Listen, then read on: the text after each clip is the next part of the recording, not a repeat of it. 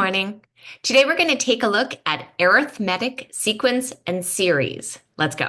Okay, so what are arithmetic sequence and series? An arithmetic sequence means a sequence of numbers that goes up by the same additive between each number. It means there is a common difference. So if I look at from -2 to 1, there are 3 units of difference between those two numbers. And from 1 to 4, 3, and from 4 to 7, 3, and ...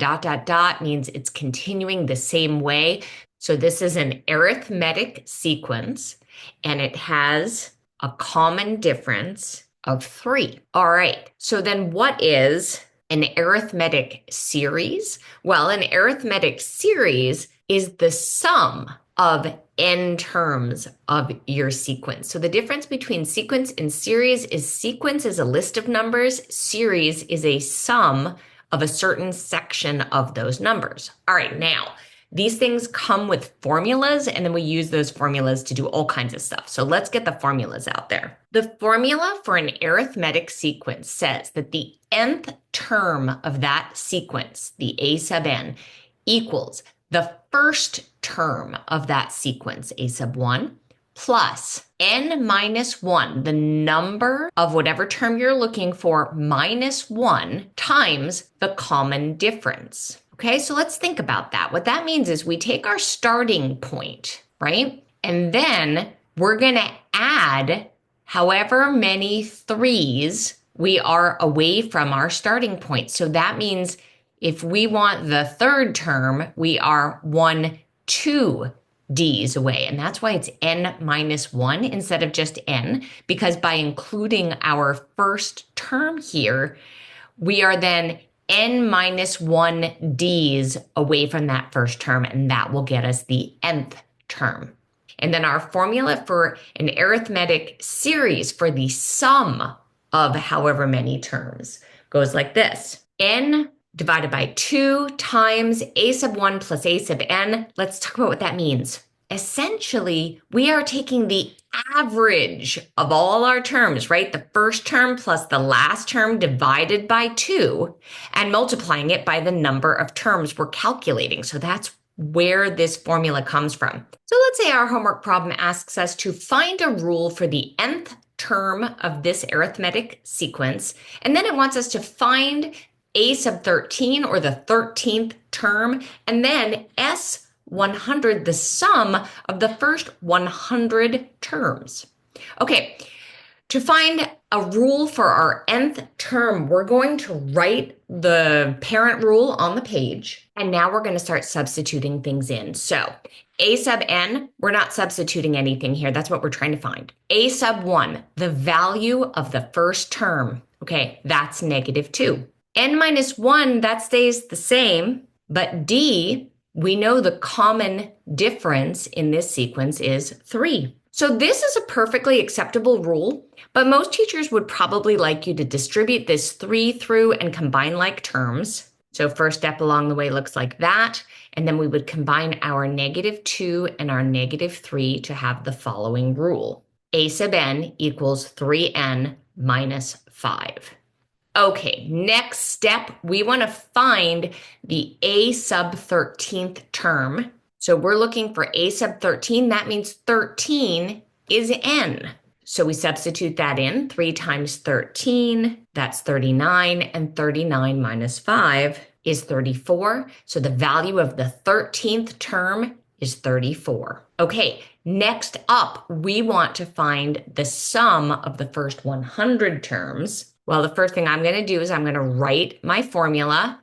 The sum of the first n terms equals n over 2 times the first term plus the nth term. Okay, so now I want 100. So first I'm going to put 100 in. And so that means I need to find my a sub 100 in order to do this. So I'm going to go back to the rule I just created and put in 100. So that's 3 times 100 minus 5.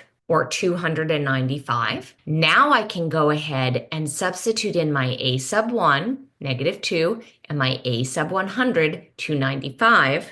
And then when I go ahead and do that math, I find that my first 100 terms add up to a pretty large number. All right, so there's a first example of how to use the sequence and series rules for arithmetic. Let's take a look at some trickier versions that your homework can ask for. So one of the trickier versions is where they simply give you 2 points and they ask you to come up with the rule. All right, so again, I'm going to refer you to your parent rule. Let's get that on the page. So our parent rule says a sub n equals a sub 1 plus n minus 1 times d. Okay, well, we have neither d nor a sub 1. However, we have 2 pairs of an n and a value at that n. Okay, so this is one of the places where students get a little lost, right? If I'm looking at, let's look at this guy, a sub 12 equals negative 8. Okay, a sub 12,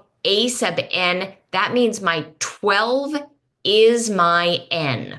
Okay, so I'm going to put that right in there where my n lives. Okay, now we've already established we do not have our d, we do not have our a sub 1. We must have our a sub n, and that's what this is. A sub n, a sub 12, that means the value of your sequence at number 12. So negative 8 is a sub 12. So that's what I put there. And now I do it again for this guy. Again, a sub 5. 5 is my n. Negative 43 is my value of term 5. Now, here's the fun part.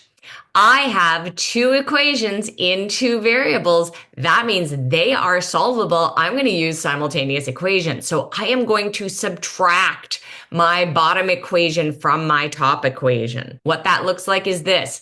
Negative 8 minus minus 43. Minus minus means plus. So that's negative 8 plus 43, which is positive 35. Here's the glory. A sub 1 minus a sub 1 eliminates a sub 1. All right, 12 minus 1, that's 11. 5 minus 1, that's 4. 11d minus 4d is 7d. And when I divide, my common difference is 5. Now I can go back to either of my 2 equations and plug in my common difference in order to find my first term. Negative 43 equals a sub 1 plus 4 times 5, or plus 20, subtract 20 from both sides. A sub 1 equals negative 63. And if I have my d and I have my a sub 1, I can now write my rule. A sub n equals negative 63 plus n minus 1 times 5, or I distribute that through negative 63 plus 5n minus 5, and I consolidate that to say a sub n equals 5n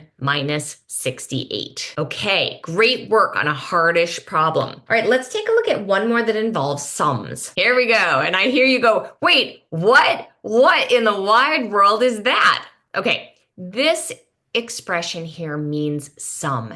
And what this is telling you is starting with 1 as your first term and ending with 18 as your last term, sum the arithmetic sequence that can be described by 6i minus 2. Okay, apologies. In summation notation, we switch to I instead of n, but it means the same thing. It means the value of that term. So as always, I'm going to write my parent equation for summation on the page. Okay, so how do I translate some stuff from here? Well, first of all, I know that my n, my number of terms, that's up here on top of this summation. So that's 18. I'm going to write that in. So I know that the sum of my first 18 terms can be found by 18 over 2 times my first term plus my 18th term. So now I have some mathing to do. I need to find my first and my 18th, but I've got a rule.